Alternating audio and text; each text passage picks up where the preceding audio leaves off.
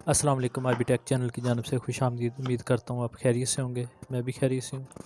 आज हम एक ड्रेस स्टीमर को रिपेयर करेंगे। इसमें आपको बताएंगे इसमें ख़राबी की मेन वजह क्या बन सकती है, किस वजह से ये ख़राब हो सकते हैं। इसको ओपन करेंगे। इसमें एक मेन पुर्जा होता है जो ख़राब हो जाता है, वो है हीट टेम्परेचर कंट्रोलर होता है वो, उसको भी दिखाएंगे। और उसमें थोड़ी बहुत ख़राबियाँ हैं, उसको भी रिपेयर करेंगे। ये इसको हम पहले सबसे पहले ओपन कर लेंगे। इसमें वाटर आउटलेट होती है, इसको ओपन करके निकाल लेंगे। ठीक है, उसके बाद इसको ओपन करेंगे सारे को, कंप्लीट को। इसमें ये छोटा टेम्परेचर कंट्रोलर लगा हुआ है, इसको चेंज करेंगे। और इसमें एक थोड़ी सी ख़राबी होगी, इसकी जो नोज़ल है वो ख़राब होगी, उसको वो हम खराद वाले से बनवा के नई बनवा के लगाएंगे इसमें। अब इसकी साइडों को ओपन कर लेते हैं, इसको कंप्लीट को बाहर निकालना होगा।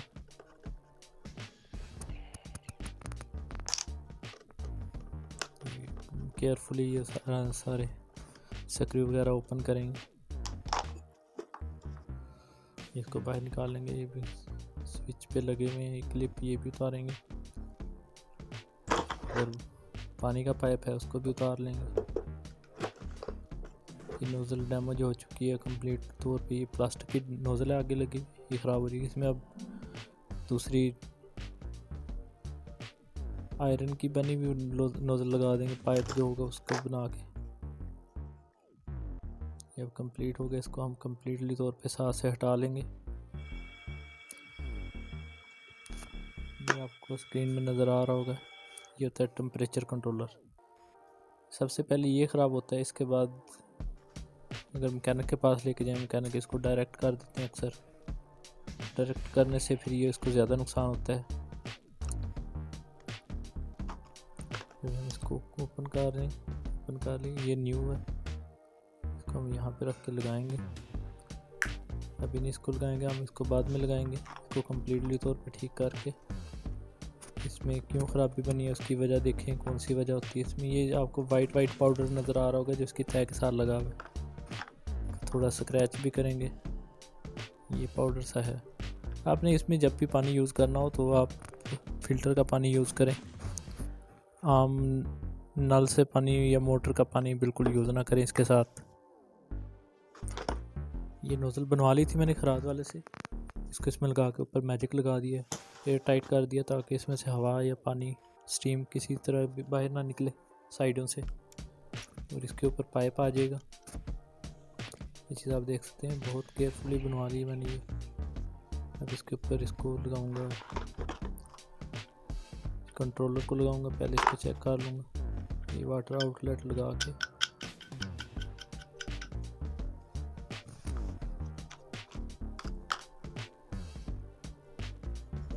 साइड के विंग्स लगाऊंगा, इसको हीट से बचाते हैं बॉडी के साथ अटैच करने के लिए।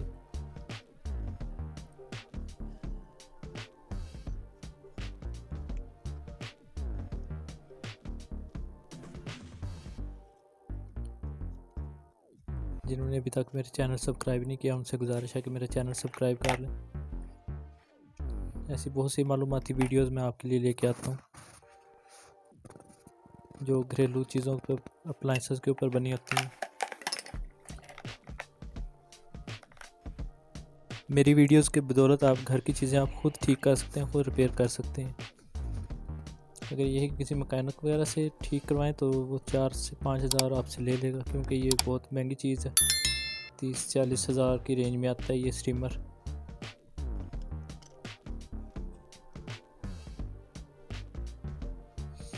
इसको मैं बिल्कुल स्क्रू वगैरह लगा के इसको टाइट कर लूँगा। ये मार्केट में से 100 रुपये का मिल जाता है तकरीबन।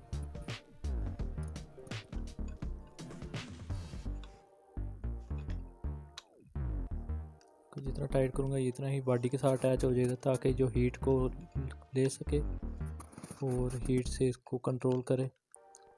जब ज़्यादा हीट अप हो जाता है तो ये ब्रेक करवा देता है। ये एक रिले होती है, इसके अंदर जो कनेक्शन बिल्कुल ख़त्म हो जाते हैं, जैसे ये इसको करंट देना बंद कर देता है जैसे ही ज़्यादा हीट अप हो जाता है। ये पहले इस पे सील लगा के, ये हीट प्रूफ सील है, ये वाली रबड़ की बनी हुई है, ये ख़राब नहीं होती। इसके साथ बॉडी के साथ से अलग करेगी ये, ताकि बॉडी ना पिघल सके इसके।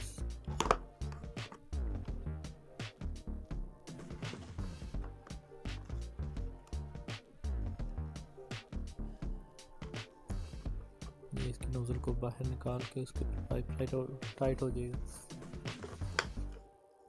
ये कंप्लीट है कि हीटर होता है, ये जो मेरे हाथ में इस टाइम ये हीटर होता है। ये पानी को स्टीम के अंदर तब्दील करता है, बहुत ज़्यादा हीट अप होके।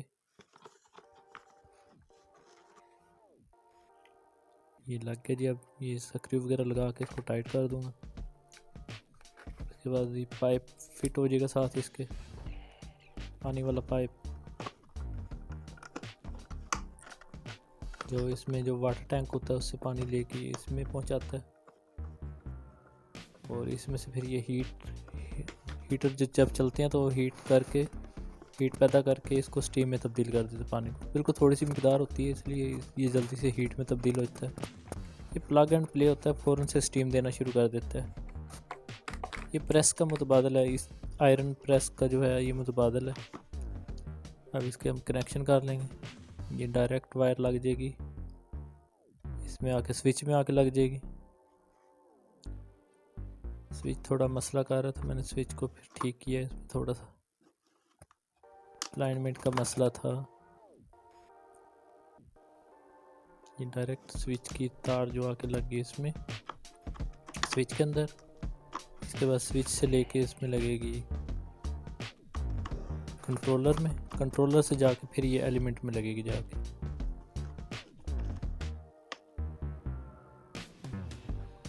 इसकी मैंने अलाइनमेंट ठीक करने वाली थी, इसकी वजह से ये वर्क नहीं कर रहा था, इसको मैंने ठीक कर लिया। ये इसकी वायरिंग है। जितनी वायर्स होती हैं उनके ऊपर स्लीव लाजमी होती है, क्योंकि ये हीट करके तार को डैमेज कर देते हैं। इस पे कपड़े की स्लीव लाजमी होती है। अगर कोई तार डैमेज हो भी जाती है तो आपने इसमें स्लीव वाली वायर यूज़ करनी है, जो इंजन वालों से मिल जाती है, ऑटो वालों से। ये आप उसके ऊपर पाइप लगा के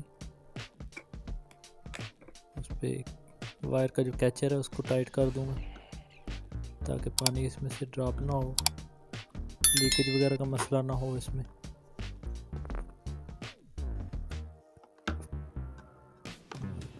इसको ज़रा सा टाइट करने की ज़रूरत है।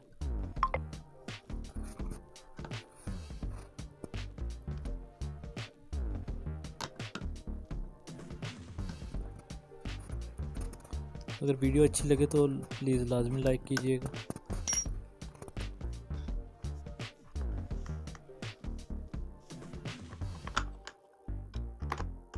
ये वायर को एलिमेंट के साथ लगा दूँ।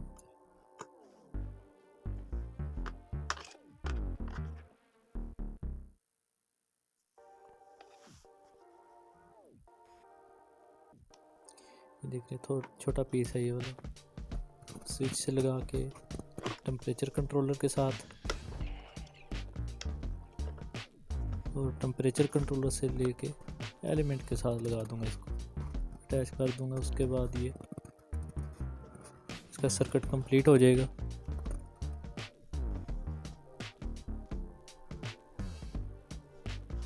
साथ इसमें इंडिकेटर भी की वायर भी लगी हुई रेड वाली।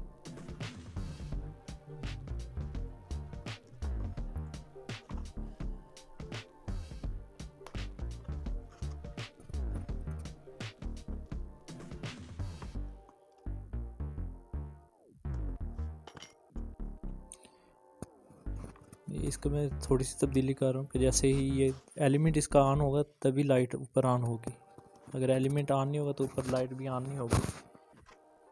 और जैसे ही ये इसको कंट्रोल करेगा साथ ही लाइट भी ब्लिंक करेगी। जैसे इसको ऑफ़ करेगा साथ लाइट भी ऑफ हो जाएगी, और जैसे ही एलिमेंट ऑन होगा तो लाइट भी ऑन हो जाएगी। पहले लाइट ऑन रहती थी लेकिन पता नहीं चलता था कि एलिमेंट इसका ऑन है ऑफ है।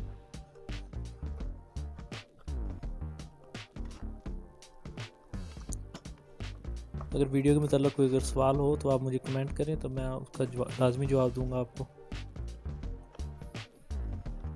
कहीं पे समझ नहीं आती तो बंदा पूछ लेता है। फिर इसको मैं अब ऑन करके देखता हूँ।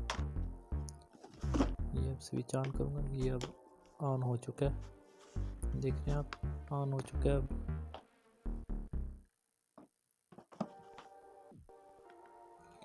हीट की है इसने काफ़ी, मैंने इसको बंद कर दिया।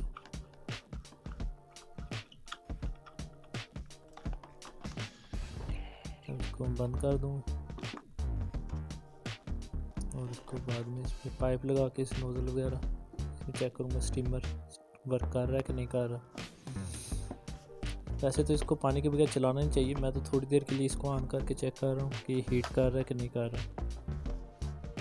आप कभी भी इसको पानी के बगैर ऑन मत करें, वरना इस पे से सिल्वर की सारी बॉडी जो मेल्ट हो जाती है। इस पे आउटलेट लग गया। कभी इसकी सफाई करनी या पानी निकालना तो इसको आउटलेट को खोल के इसमें से पानी निकाल सकते हैं आप। इसमें ये साइड पे डिलीवरी पाइप है जहाँ से आपको स्टीम मिलेगी।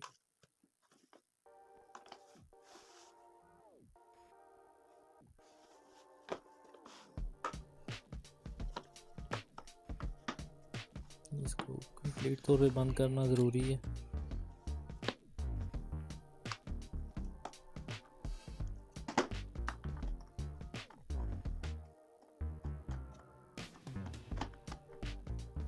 अब इसके मैं स्क्रू लगा रहा हूँ ताकि इसको कंप्लीट तौर पे बंद कर दिया जाए। फिर उसके बाद आपको टेस्ट करके दिखाऊंगा कि आया कि ये वर्क कर रहा है कि नहीं कर रहा।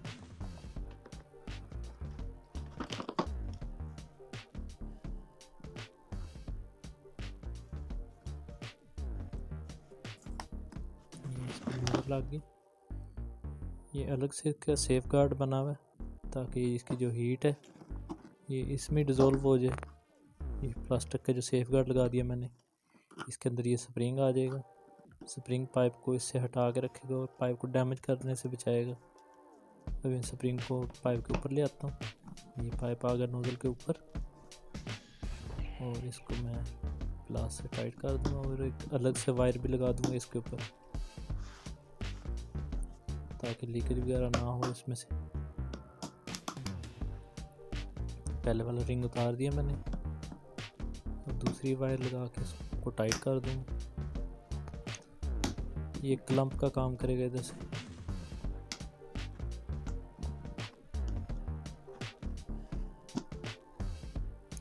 मेरी सभी वीडियो इंफॉर्मेशन वाली होती हैं, जो आपके रोज़मर्रा की जितनी भी चीज़ें होती हैं ख़राब होने में काम आती हैं।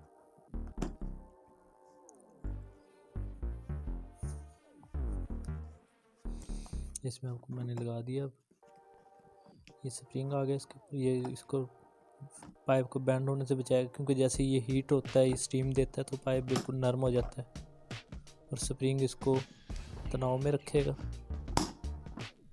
और इसमें बल आने से इसको महफूज रखेगा। जैसे पानी के पाइप में बल आ जाता है, इसमें पाइप में बल आने का ख़तरा होता है क्योंकि जब ये हीट हो जाता है तो फिर ये पाइप नरम हो जाता है। रबड़ का पाइप है ये इसमें मैंने पानी लगा दिया। अब इसको मैं ऑन करूँगा।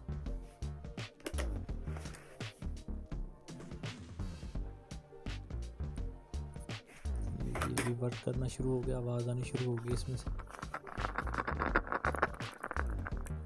आज के लिए इतना ही, बस मिलते हैं नेक्स्ट वीडियो में इंशाल्लाह।